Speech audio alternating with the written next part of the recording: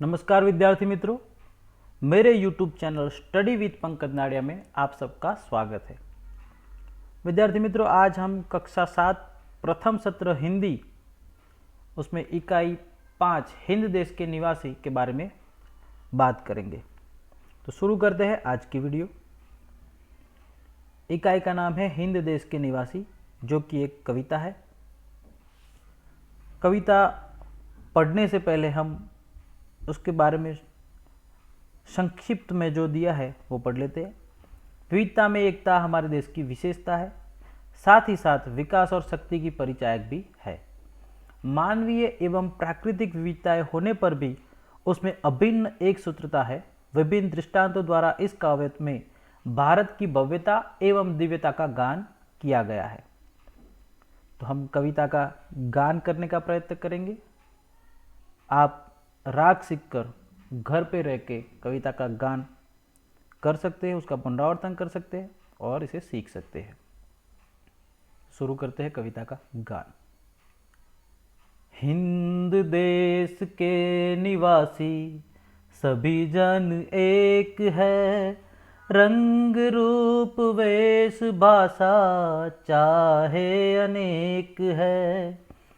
हिंद देश के निवासी सभी जन एक है, रंग रूप वेश भाषा चाहे अनेक है।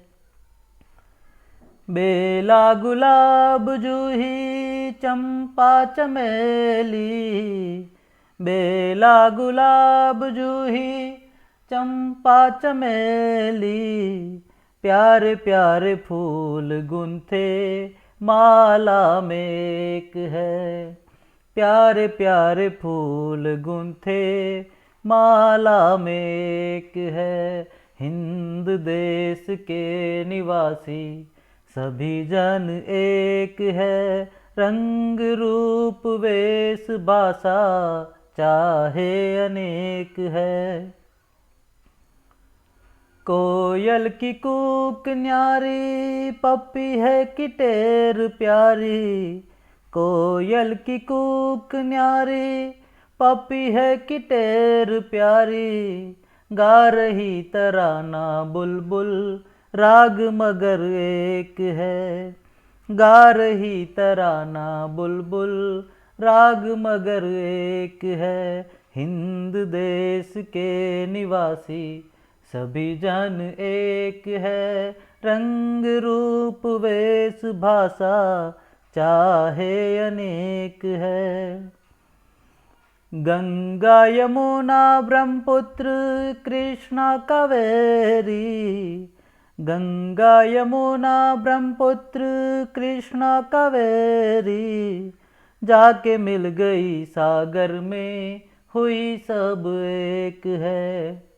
जाके मिल गई सागर में हुई सब एक है। हिंद देश के निवासी सभी जन एक है, रंग रूप वेश भाषा चाहे अनेक है। धर्म है अनेक जिनका सार वही है।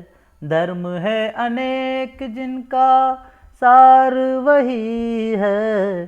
पंथ है निराले सबकी मंजिल तो एक है। हिंद देश के निवासी सभी जन एक है, रंग रूप वेश भाषा चाहे अनेक है। रंग रूप वेश भाषा चाहे अनेक है। तो बड़ी सुंदर कविता है विद्यार्थी मित्रों। अब हम कविता का सारांश सीखेंगे।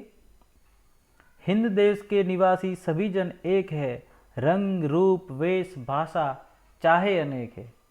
इन पंक्तियों के द्वारा कवि कहना चाहते हैं कि हिंद देश में यानी कि भारत में रहने वाले हर कोई, हर इंसान एक है, हर जन एक है, चाहे उनका रंग रूप वेश भाषा अलग ही क्यों ना हो।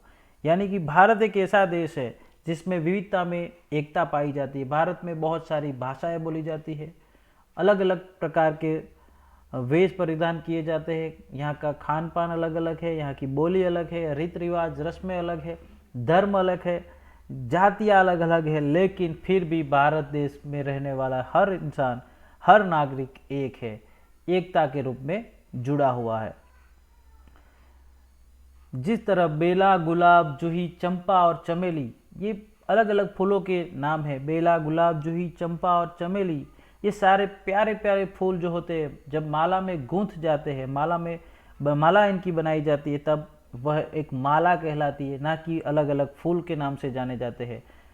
जैसे ही हम कोई माला किसी को पहनाते हैं या माला का इस्तेमाल करते हैं, फूल की जो माला होती है उसका उपयोग करते हैं, तब हम उसे माला कहते हैं, ना कि अलग अलग फूल के नाम से जानते हैं कि ये बेला है, ये गुलाब है, या जूही, चंपा, चमेली या और भी कोई फूल है।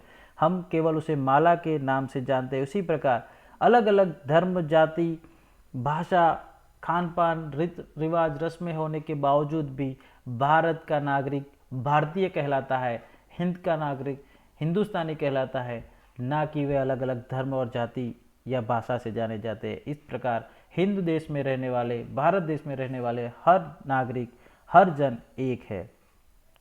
आगे कवि उदाहरण देते हैं कि कोयल की कूक न्यारी, पपीहे की टेर प्यारी। कोयल जो बहुत ही अच्छा गाती है, और पपिया ये भी एक पंछी का नाम है जिसकी टेर, उसकी आवाज़ वो भी बहुत प्यारी होती है।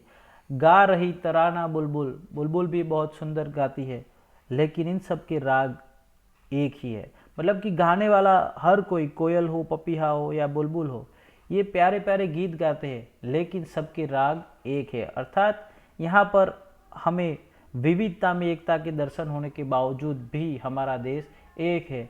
कोई हिंदी बोलता है, कोई मराठी, कोई गुजराती, कोई पंजाबी, कोई असमिया, कोई तमिल, कोई तेलुगु, कोई मलयालम, लेकिन सारी भाषाएं अलग अलग होने के बावजूद भी हम सबका राग, हम सबके भाषाओं का सार एक ही होता है, और वो होता है कि हम सब एक हिंदुस्तानी है, हिंद के नागरिक है, भारत के नागरिक है। हम अलग अलग होने के बावजूद भी एक है। और ये उदाहरण कोयल और पपीहे और बुलबुल के गीतों के द्वारा उदाहरण देकर कवि ने समझाया है। आगे इस कविता में बात करते हैं कि गंगा, यमुना, ब्रह्मपुत्र, कृष्णा, कावेरी, जाके मिल गई सागर में, हुई सब एक है। यानी गंगा, यमुना, ब्रह्मपुत्र, कृष्ण, कावेरी सारी अलग अलग नदियां हैं। गंगा उत्तर भारत से, यमुना भी उत्तर भारत से निकलती है, ब्रह्मपुत्र पूर्व में से निकलती है। इस प्रकार भी ये सारी नदियां अलग अलग जगह से, इनके उद्गम स्थान होने के बावजूद भी, इनका पानी अलग अलग होने के बावजूद भी, जब ये जाके सागर में मिल जाती है, एक हो जाती है, और फिर हम उसमें से अलग अलग इनके पानी को निकाल नहीं सकते। जिस प्रकार आपको यदि नींबू का शरबत बनाना है तो आप नींबू लेंगे, उसका रस निकालेंगे, उसके बाद अंदर शक्कर डालेंगे, नमक डालेंगे, पानी डालेंगे, और जब उसे घोलकर शरबत बनाया जाएगा तब वह शरबत कहलाएगा, ना कि वह नींबू कहलाएगा, ना कि पानी, ना नमक, ना शक्कर, क्योंकि वो मिलकर एक घोल बन जाता है। और उसमें से बाद में हम जब उसमें डालते हैं तो वो अलग अलग होता है, लेकिन बन जाने के बाद आप उसमें से ना तो नमक अलग कर सकते हैं, ना शक्कर अलग कर सकते हैं, ना ही आप नींबू अलग कर सकते हैं, और ना ही पानी की भाई इतना पानी है, इतना नींबू का रस है, ये सब कुछ अलग नहीं किया जा सकता, वह केवल एक बन जाता है। इसी प्रकार सारी नदियों का पानी सागर में मिलकर एक हो जाता है। उसी प्रकार भारत के नागरिक अनंत विविधताओं से भरे हुए हैं, लेकिन फिर भी हम उन्हें अलग अलग तौर पे नहीं जान सकते। हम उन्हें अलग अलग तरीक़ों से, अलग अलग नाम से, अलग अलग धर्म, जाति, भाषाएं, क्षेत्र, इन सब से अलग नहीं कर सकते, क्योंकि वे सब, जिस प्रकार मैंने उदाहरण दिया कि नींबू, पानी, शक्कर, ये सब कुछ मिलकर एक शरबत बन जाता है, और उसे हम अलग नहीं कर सकते। इसी तरह भारतीय को अलग नहीं किया जा सकता। भारत के लोग एक है, और यही भारत की विशेषता है कि हम सब अलग अलग होने के बावजूद भी एक दूसरे के साथ इस तरह से जुड़े हुए हैं कि हम केवल और केवल भारतीय है। धर्म है अनेक जिनका सार वही है, पंथ है निराले सबकी मंजिल तो एक है। यानी कि सबके धर्म अलग अलग है, कोई हिंदू, कोई मुसलमान, सिख, ईसाई, पारसी, जैन, बौद्ध, बहुत सारे धर्म के लोग यहाँ पर रहते हैं, लेकिन फिर भी सबके धर्म अलग अलग होने के बावजूद भी हम सब एक है, भारत के लोग एक है। तो इस प्रकार इस कविता के द्वारा हमें विविधता के में एकता के बारे में सिखाया गया, यही भारत की विशेषता है। भारत के लोग अलग अलग होने के बावजूद भी, बहुत सारी विविधताएं होने के बावजूद भी हम सब एक है, भारतीय है। यहाँ शब्दार्थ दिए है, कोक यानी कोयल की आवाज़, पपीहा एक पक्षी का नाम है, टेर यानी जो पपीहा पुकारता है उसकी आवाज़ वो, तराना यानी गीत, पंथ यानी रास्ता, निराला यानी अनूठा और मंजिल यानी ध्येय। तो इस प्रकार से इस कविता का सारांश है। विद्यार्थी मित्रों, कविता का सार और कविता आपको कैसा लगा ये आपको कमेंट में बताना है।